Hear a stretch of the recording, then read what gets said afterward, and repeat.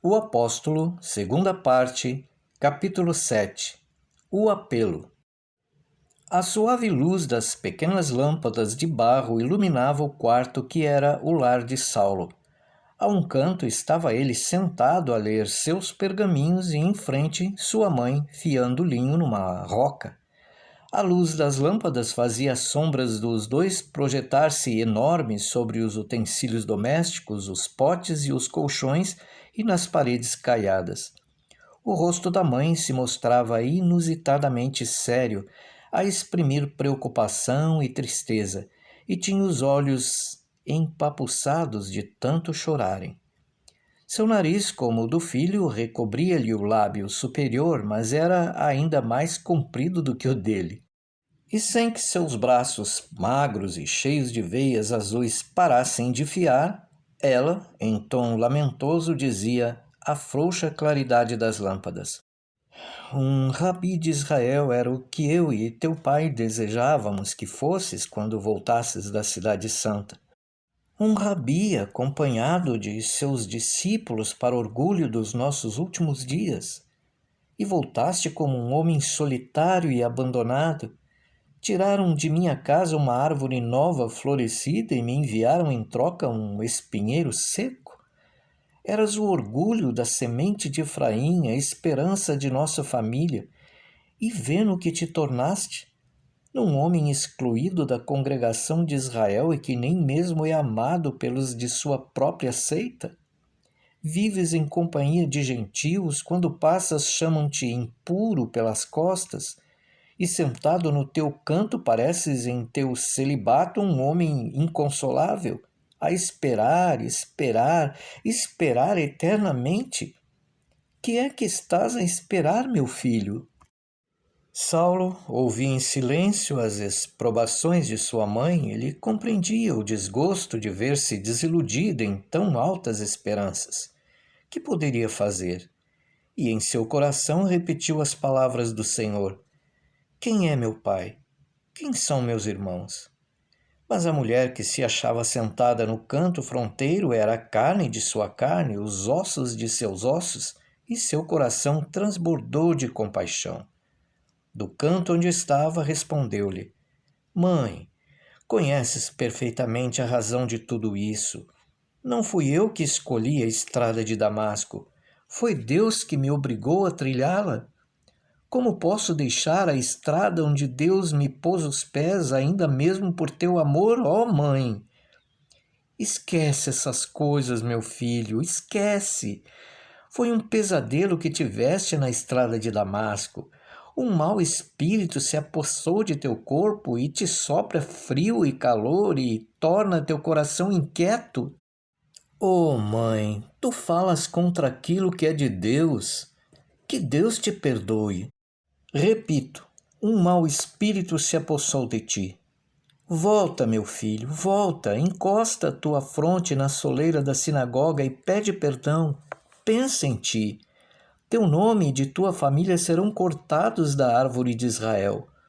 Dos filhos de teu pai és o único que resta, o mais velho, o herdeiro de seu nome, o seu herdeiro. Procurar-te-ei uma esposa. Procria filhos para novamente erguer-se a casa de teu pai em Israel. Por que serei eu amaldiçoada entre as mães do nosso povo? Saulo, que em face dos outros tinha consciência de sua força, sentia-se como uma criança em presença da mãe. O sofrimento dela o tornava abatido.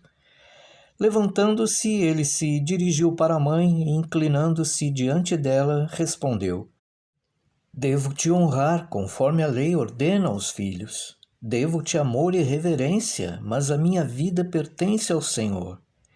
Em ti fui gerado para ele. Rogarei a Deus que te abra os olhos para veres que teu filho está destinado para instrumento divino, e deste modo a tua tristeza se transforma em alegria. Naquela noite, Saulo suplicou: Ó Senhor do mundo, apieda-te de minha mãe. Atiraste-me para um lado como um vaso indigno e as águas do sofrimento subiram até a minha alma. Livra-me do suplício de minha inútil espera. Antes da madrugada, quando se levantou, achava-se banhado em suor. Procurou começar aquele dia assim como iniciara o antecedente e todos os outros. Lavou as mãos, recitou a Shema da manhã e tomou seu pedaço de pão para levá-lo ao lugar em que trabalhava, como faziam os outros jornaleiros. Não se dirigiu então para a oficina de tecelão, e sim para o cais. Corria a primavera. As árvores estavam cobertas de flores como noivas que se houvessem enfeitado para suas núpcias. Era a estação em que os judeus mandavam peregrinos a Jerusalém e iam às margens do rio para vê-los partir. Mas talvez não fosse o desejo de presenciar a partida dos peregrinos o sentimento que impelia Saulo naquele dia em direção ao porto. Seu coração estava opresso, mas entre o arroxo de seu sofrimento sentia o palpitar de uma grande esperança. Todas as plantas tinham seu tempo de florescer e o dele havia também de chegar. Numerosos navios cruzavam entre Antioquia e Tarso. Um pequeno canal unia as águas do rio Orontes, junto ao qual Antioquia estava, com o porto de Seleucia. Deste porto era breve a distância até Tarso, um dia de viagem, sendo o tempo favorável. Em todos os navios chegavam judeus antioquinos e, por intermédio deles, Saulo tinha notícias da comunidade de Antioquia, onde o número dos fiéis ia em constante aumento. Muitos gentios, já convertidos à fé judaica, ingressavam na nova congregação. Notícias semelhantes eram dadas a Saulo pelos mercadores fenícios, cipriotas e outros. De Jerusalém vinham mensageiros trazendo a boa nova e ele continuava isolado como se Deus o tivesse expulso da sua congregação. Todos o tinham esquecido. Passeava de um lado para outro no cais como o fizera tantas vezes. E como um estrangeiro atirado por um naufrágio em uma praia deserta, ele errava por ali à espera do navio que haveria de trazer-lhe o sinal. Ao anoitecer, voltando da oficina para a casa de sua mãe, encontrou um homem a esperá-lo.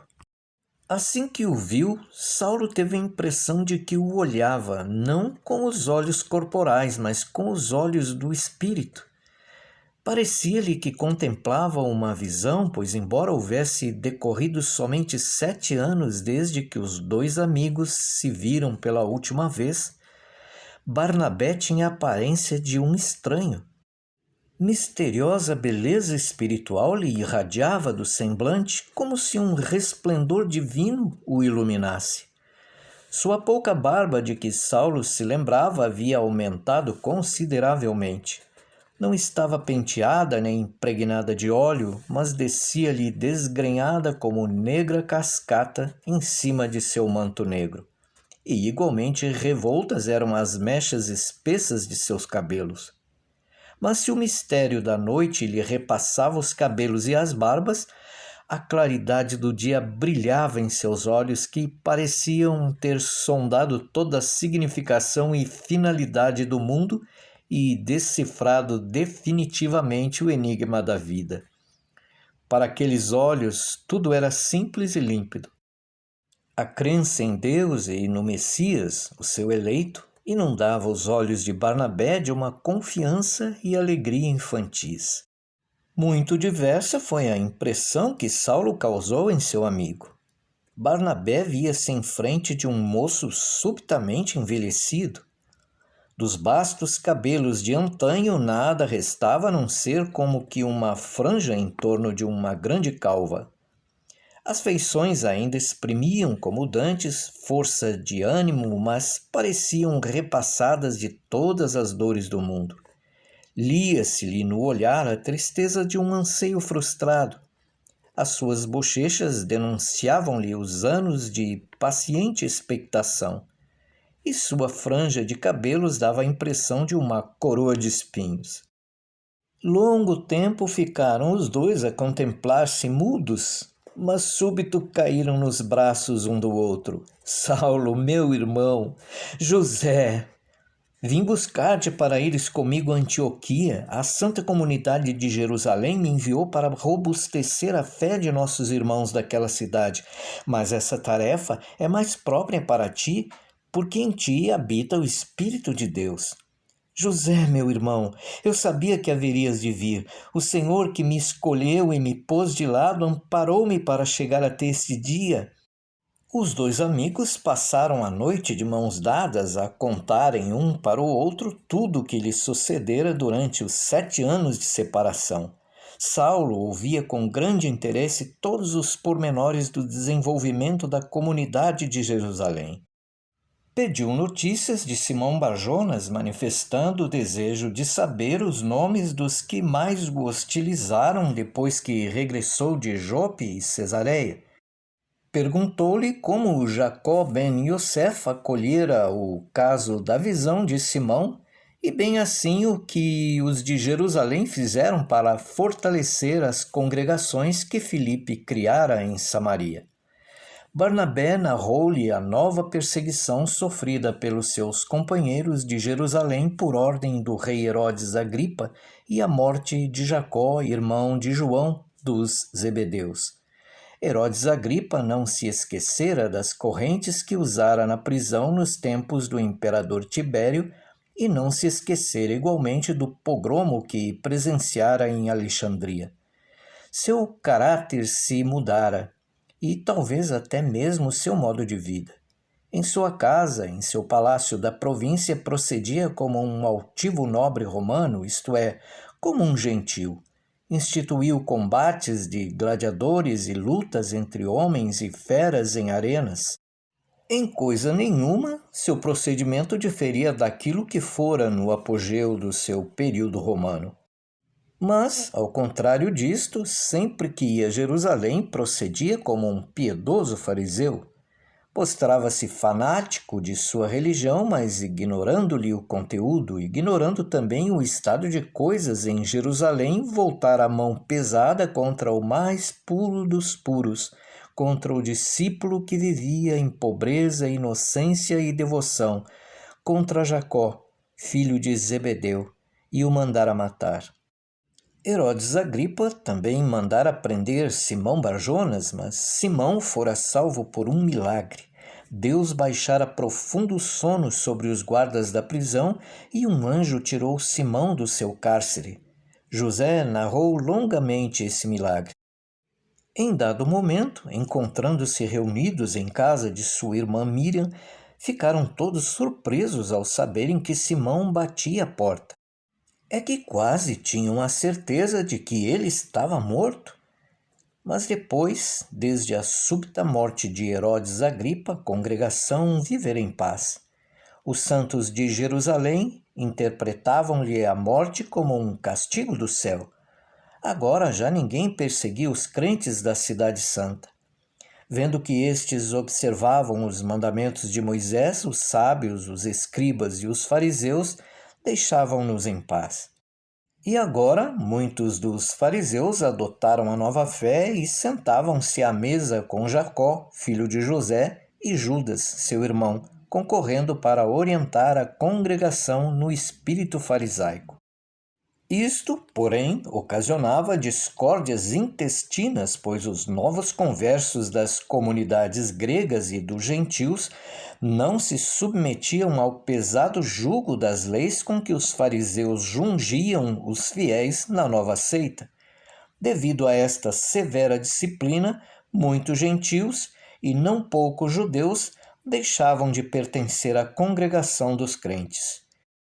E haviam-se desavindo com Caifa, isto é, Simão Barjonas, depois que este voltara das cidades de beira-mar por terem sabido que entrara nas casas dos incircuncisos e partira o pão com eles.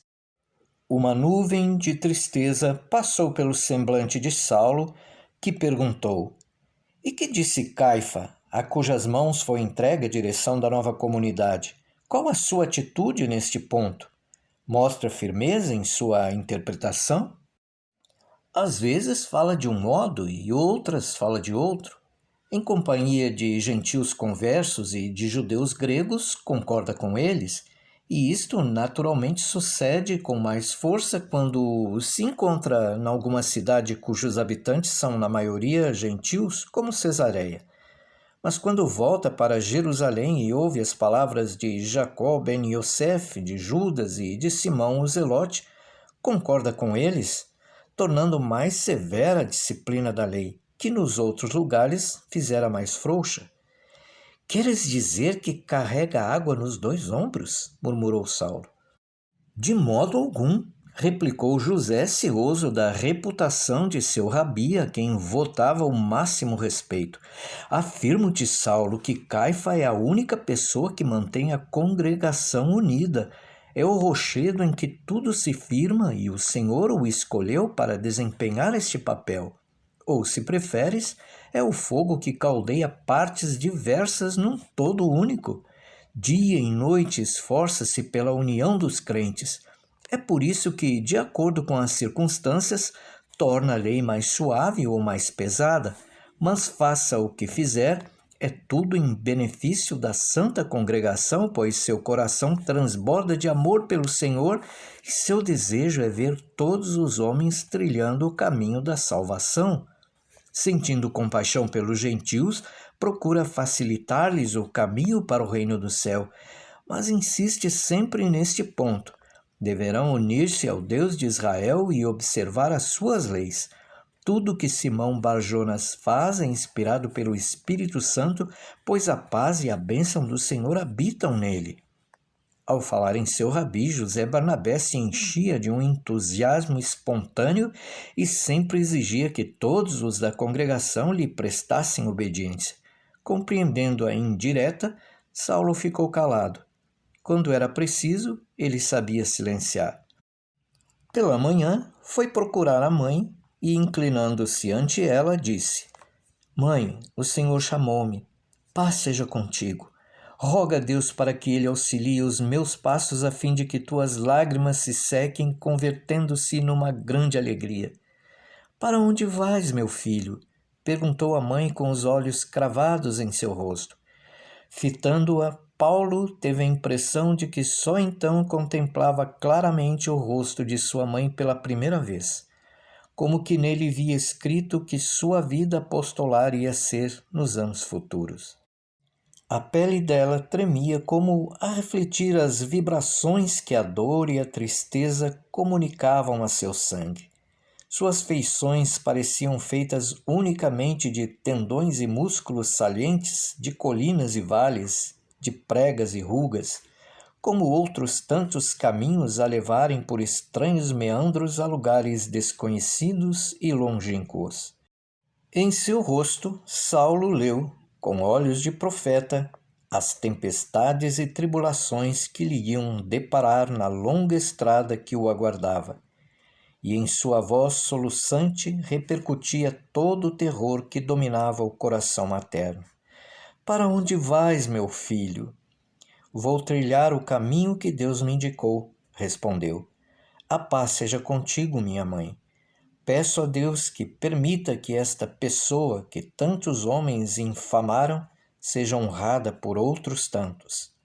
E, em seu jornadear, Saulo tinha sempre presentes no espírito os dolorosos traços daquele rosto querido.